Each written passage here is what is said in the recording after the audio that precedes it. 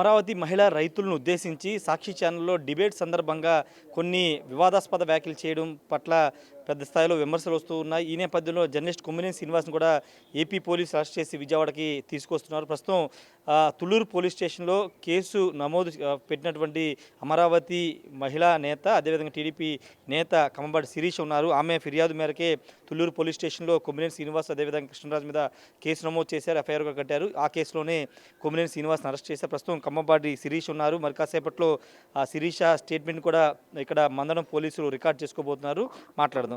అంటే చాలా సందర్భాల్లో మీరు చాలా పోరాటాలు చేశారు అమరావతి ఉద్యమం సమయంలో.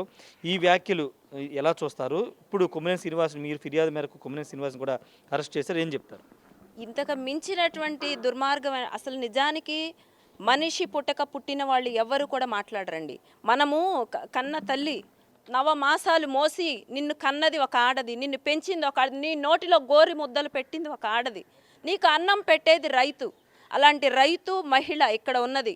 అలాంటి వాళ్ళని పట్టుకొని వేశ్యలతో పోల్చారు అంటే ఇంతకు మించి ఒక ఆడదానికి, ఒక్క స్త్రీకి భారతదేశంలో స్త్రీ చాలా గౌరవించబడుతుంది. అందున ఆంధ్ర రాష్ట్రంలో సాంప్రదాయాలకు సంస్కారానికి ప్రతీకగా స్త్రీ నిలబడుతుంది.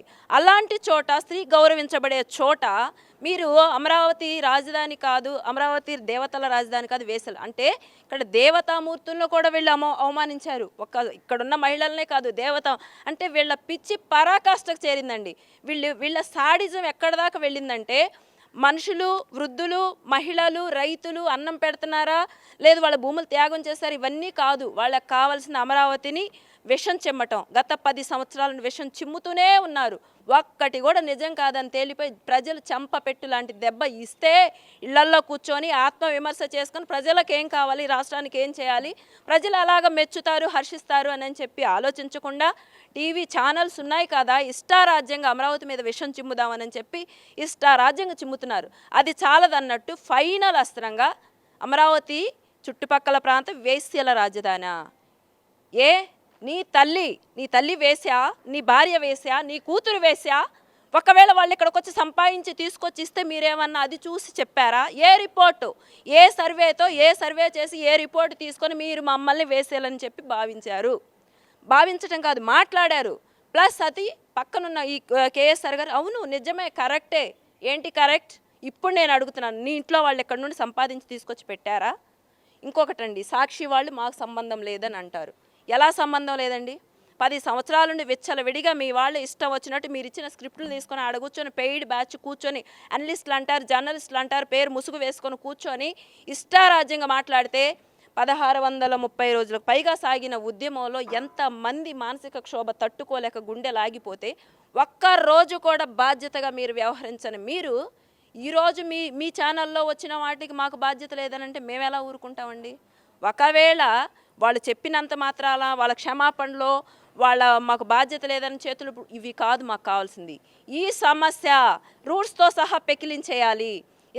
ఇక ముందు ఆడబిడ్డని ఎవడైనా సరే నోరు మాట్లాడాలంటేనే భయపడిపోవాలి. అమరావతి అంటే అంత చిన్న చూపా? ఎంత మాత్రమే రాష్ట్ర రాజధాని కోసం భూములు ఇచ్చినందుకు మీరు పెట్టనటువంటి హింస లేదు, ఈరోజు వేయనటువంటి నింద కూడా లేదు. చరిత్రలో ఎప్పటికీ దుర్మార్గులుగా మిగిలిపోయే వాళ్ళు ఎవరంటే అది మీరే. ఎందుకంటే ఇంత దుర్మార్గంగా ఇంకెవరు మాట్లాడారు, ఇంతకు మించిన మాట కూడా ఏమి ఉండదు. ఇప్పుడు మేమైతే ఒకటే డిమాండ్ చేస్తున్నామండి, వాళ్ళు నిజంగా ఇప్పుడు కేఎస్ఆర్ వచ్చారు, ఓకే కేఎస్ఆర్ రేపు ఇంకొక అతను కూర్చోబెడతారు, మాట్లాడిస్తారు, దానికి బాధ్యత లేదా వాళ్ళకి? వాళ్ళ ఛానల్లో అతను శాలరీ తీసుకోవట్లేదా? వాళ్ళ ఛానల్ మీడియా మైకుల ముందు కాదా ఆయన మాట్లాడుతుంది? ఎందుకు బాధ్యత లేదు? అది వాళ్ళ ఛానల్ కాదా చెప్పమానండి. మా ఛానల్ కాదు అని చెప్పి ఛానల్ యాజమాన్యానికి సంబంధం ఉంది. వీళ్ళు ఇచ్చిన స్క్రిప్టే అక్కడ జరుగుతుంది. ఇది ఒక పద్ధతి ప్రకారం కుట్రపూరితంగా పథకం ప్రకారం వేసినటువంటి ప్లాన్ అండి ఇది. అంటే ఎవరు బ్యాక్గ్రౌండ్లో ఎవరు ఇదంతా ఉండి నడిపించుంటారని మీరు అనుకుంటున్నారు? జగన్మోహన్ రెడ్డి అండ్ భారతీరెడ్డి గారు. భారతీరెడ్డి గారు ఏ రోజు కూడా అమరావతి మహిళలు అంతగా ఇబ్బంది పడుతున్న కోతవేటు దూరంలో ఉన్నా కూడా ఒక్క రోజు కూడా కనీసం మా వైపు కన్నెత్తి చూడకపోయిన మీడియా ముఖంగానైనా ఒక్క సానుభూతి చూపించింది లేదు. ప్రాణాలు పోతున్నా కూడా ప్యాలెస్లో కూర్చొని వికటాట్టహాసాలు చేసి ఇంకా అమరావతి రేసులు చీరలు ఏ విధంగా లాగాలి? కోకాపేట ఆంటీసా? మీ ఛానల్లో మీ పేటీఎం గాళ్ళు పెట్టి మీరిచ్చే డబ్బులు తీసుకొని సోషల్ మీడియాలో కోకాపేట ఆంటీస్ అని పెడుతుంటే ఏంటి బేబక్కలని చెప్పి మాట్లాడుతుంటే మీ వాళ్ళు మీ ఛానల్లో కూర్చొని పెయిడ్ ఆర్టిస్టులని చెప్పి పట్టు చీరలు కడుతున్నారని చెప్పి ప్రతిదీ కట్టు బొట్టు ఏది కామెంట్ చేయలేదు మీ వాళ్ళు. ఆఖరికి ఆడబెట్టిన కుక్కలతో పోల్చారండి. మేము మోకాళ్ళ మీద కూర్చొని దండం పెట్టినందుకు జడ్జి గారికి కుక్కలతో పోల్చారు. ఆ రోజు ఏమైందమ్మా? ఆ రోజు ఏమైంది? ఈ రోజు ఎందుకు మాట్లాడుతున్నారు మాకు సంబంధం లేదని? మీరు చేతులు దులుపుకున్నంత మాత్రాన సమస్య పోదు. జరగాల్సిన తప్పు మీ దాంట్లో జరిగిపోయింది. తీవ్రమైనటువంటి తప్పు చేశారు. దీనికి ఫలితం అనుభవించి తీరాల్సిందే. జగన్మోహన్ రెడ్డి అండ్ భారతిరెడ్డి కూడా అనుభవించి తీరాల్సిందే. అలాగే సాక్షి ఛానల్ మూత పడే వరకు నేను నిద్రపోను. ఆ ఛానల్స్ని బ్యాన్ చేయాల్సిందే. ఎట్టి పరిస్థితులు ఇది ఎంతటితో ఆగదు. ఛానల్ మీద కూడా మీరు ఫిర్యాదు చేశారా? చేశాను. ఖచ్చితంగా ఇలాంటి ఛానల్ రేపు భావితరాలకి ఏమి ఇవ్వాలి సందేశం? అమరావతిలో వేసాలన్నారు, రేపు మా పిల్లల పెళ్ళిళ్ళు ఎలాగవుతాయి? ఇక్కడ నలుమూలల నుండి చదువుకోవడానికి వచ్చిన పిల్లల పరిస్థితి ఏంటి? పలానా రాష్ట్రంలో చదువుకోవడానికి వెళ్తే మా పిల్లలు ఇలాగ అక్కడ ఎయిడ్స్ ఉందంటానని చెప్పంటే ఆ పిల్లల్ని ఎవరైనా దగ్గర తీస్తారు? ఇక్కడున్న ఇప్పుడు ఆడబిడ్డల కాపురాలు నిలుస్తాయా? ఇక్కడ వేశ్య వృత్తి కొంత సెక్స్ వర్కర్స్ ఎక్కువ ఉన్నారంట. ఈ మాటకి ఎవరు ఏ కాపురాలు నిలుస్తాయి? ఈ మాట్లాడిన వాళ్ళ భార్యలను ఎలాగంటే వాళ్ళు ఉంచుకుంటారా ఇళ్లల్లో? పోనీ జగన్మోహన్ రెడ్డి యాక్సెప్ట్ చేస్తాడా ఇది? పోనీ జగన్మోహన్ రెడ్డి వాళ్ళ వైఫ్ ఉంది కూడా తాడేపల్లి ప్యాలెస్లోనే, అలాంటప్పుడు ఆవిడ ఉంది కూడా అమరావతి రాజులు. ఇద్దరు ఆడబిడ్డలే నీకు? ఇలాంటి మాటలు ఎదుటి ఆడబిడ్డలను అంటే ఖండించాల్సింది పోయి వాళ్ళ నాలుకలు చీరేయాల్సింది పోయి నువ్వు చేస్తుందంటే ఇంకా ఎంకరేజ్ చేసి స్క్రిప్ట్ ఇచ్చి రాయించుతావా? ఇప్పుడు నేను అంటున్నాను, మీ పిల్లలు, మీ ఇద్దరు ఆడపిల్లలు, మీ భార్య కూడా అదే అయితే ఇక్కడ జరుగుతుంది కూడా అదే జరుగుతుందని నమ్మాలి. అంతే. అంటే మీరు కదా ఇచ్చారు.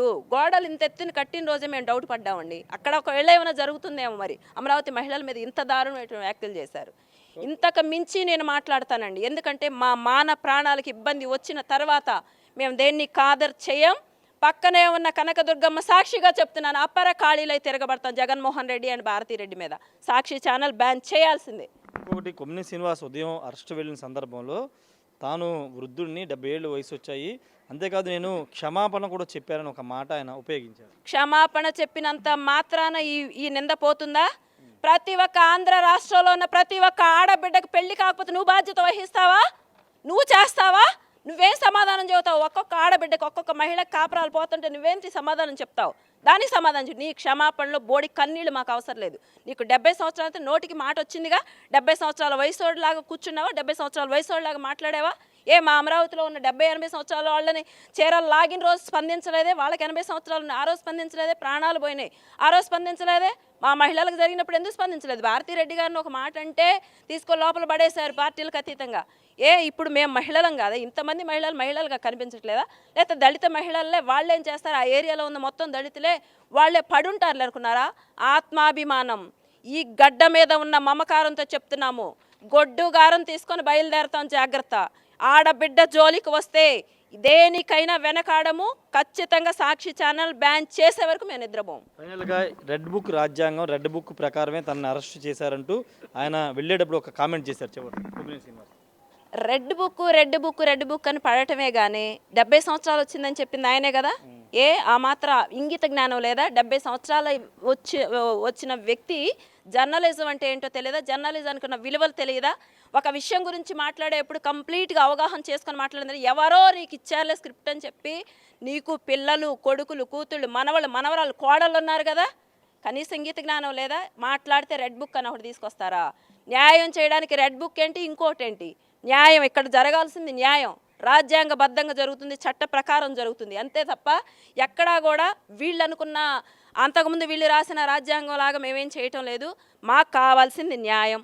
వాళ్ళు రెడ్ బుక్ అనుకుంటారా, ఇంకోటి అనుకుంటారా, అనుకోమనండి. దానికి మాకు సంబంధం లేని విషయం అది.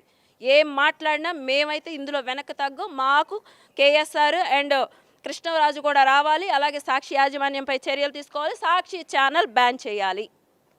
Thank you. మొత్తంగా ఇదే చెప్తున్నారు. కొమ్మినేని శ్రీనివాసుకి ఆ వ్యాఖ్యలు సమర్థించినప్పుడు ఆయన వయసు గుర్తు రాలేదని చెప్తున్నారు. కృష్ణరాజు కూడా అరెస్ట్ చేయాలి. అరెస్ట్ చేయడంతో పాటు ఈ వ్యాఖ్యలు ప్రసారం చేసిన ఛానల్ను కూడా మూసివేయాలని కూడా డిమాండ్ చేస్తున్నారు. తుళ్ళూరు సంబంధించినటువంటి మందడం సంబంధించినటువంటి డిఎస్పీ ఆఫీస్ ఇది. ఇక్కడ ఆమె తన స్టేట్మెంట్ కూడా ఇవ్వబోతుంది.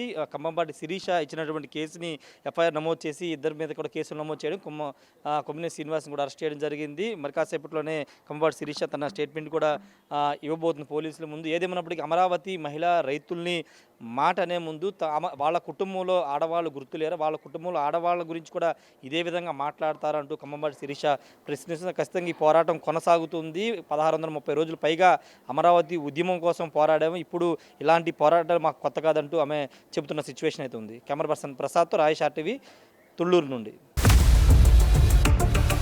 ఇండియా పాకిస్తాన్ తాజా అప్డేట్స్ కోసం డౌన్లోడ్ చేసుకోండి RTV లైవ్ యాప్.